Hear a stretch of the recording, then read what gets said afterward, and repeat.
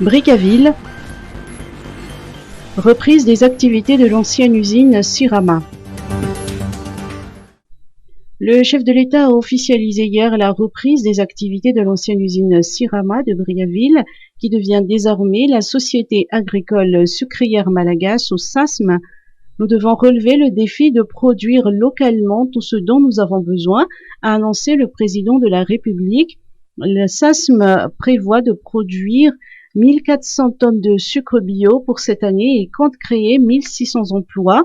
Le président de la République a également lancé le projet de construction du centre de formation agricole à Brickaville. Ce centre ouvrirait ses portes en février 2021 avec comme objectif de former 6 000 à 10 000 jeunes par an dans le domaine de l'agro-industriel.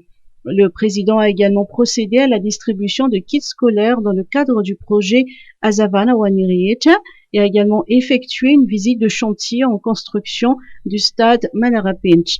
À Muramang, le président a posé la première pierre du projet de construction d'une maison de retraite qui, selon sa déclaration, sera un hommage aux héros qui ont lutté pour l'indépendance de Madagascar. Cette maison de retraite de Muramang sera construite sur une superficie de 6 600 mètres carrés et pourra accueillir 120 personnes.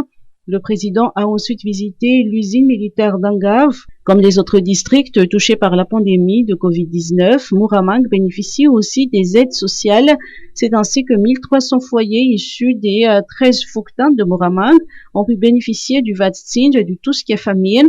La délégation présidentielle poursuit actuellement sa visite dans la région d'Analanzrou.